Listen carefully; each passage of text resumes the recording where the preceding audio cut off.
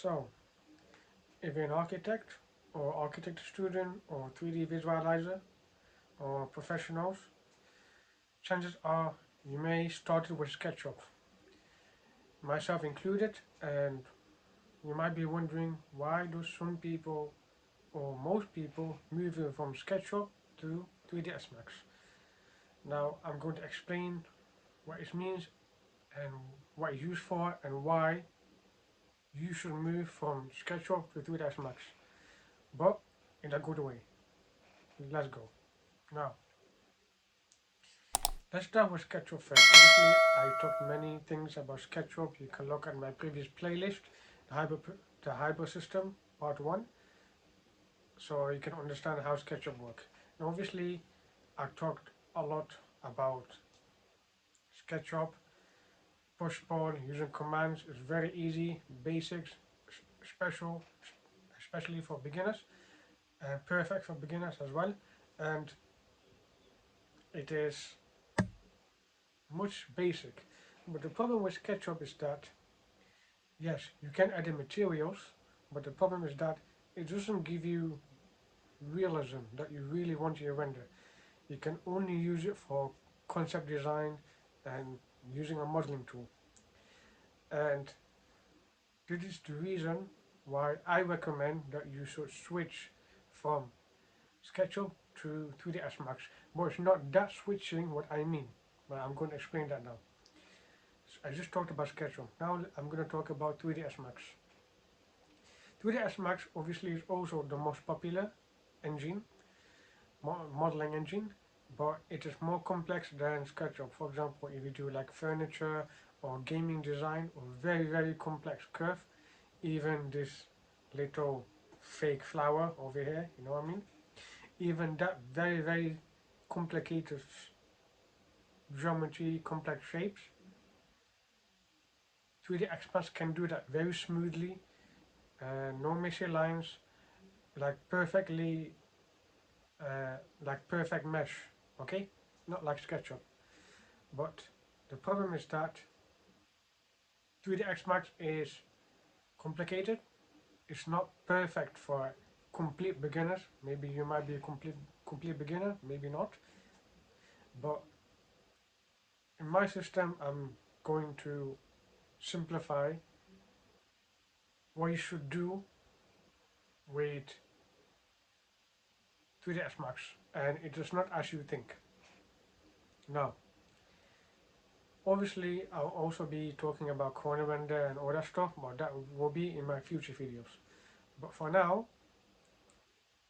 3ds Max give you the most realistic modeling and rendering tool.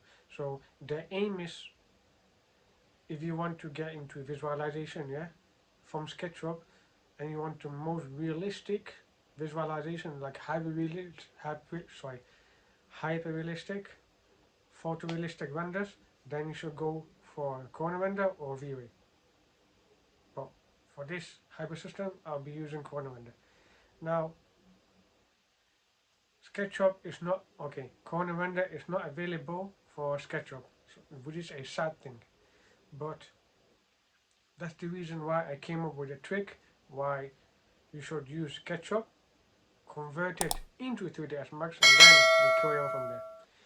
Now, obviously, this is a good news. So I tested everything myself. I want to test everything what I did to give to you guys. Now SketchUp is the best thing forward that you can do. If you want to avoid SketchUp and go straight into 3ds Max, that's fine. But my aim is just to help beginners like you, if you're watching by the way. Now, obviously, I've been struggling for years on how to create perfect renders, obviously, and I'm looking at people, even architecture students, like how can I make it so realistic? I can't even do that. And obviously, architecture students will never tell you how to do it because everybody has a different thing. But in this channel, obviously, in this video, I'm going to be explaining my top secret on how to get realistic renders. Now, obviously, I'm not gonna be talking a lot about Lumion. Yes, Lumion is great, 110%. Lumion is great, but it is not as realistic as corner render. So this is why in the hybrid system I'm gonna give a playlist, obviously, how to go from SketchUp all the way to post-production in Photoshop. I hope that this makes sense. If you do get confused on 3ds Max and SketchUp, I've explained everything in my previous videos. You can look at my channels. You can look at my channel and you can search for 3ds Max, SketchUp. I did comparison and Rhino and everything if you're still confused. So that's how the So that is how the hybrid system works. So I want to make sure that you stay in this video. Well, not in this video, but I want you to stay in this playlist. Really take notes. Really take your time to watch again and again until you get used to it. I know it may not be easy, and I've been showing you, I will be showing you some shortcut. Okay, you're not gonna learn everything in 3ds Max. For example, if you know everything, well, not everything, but if you know something about SketchUp, you don't need to know something. Well, you know, okay. Let me say again. Let's say you are beginner or intermediate level in SketchUp. Okay, you don't need to be the same level, intermediate level in 3ds Max. You can still be a beginner, and I'm in 3ds Max, and still receive highly realistic results. So I'm going to show you how to do that in this playlist.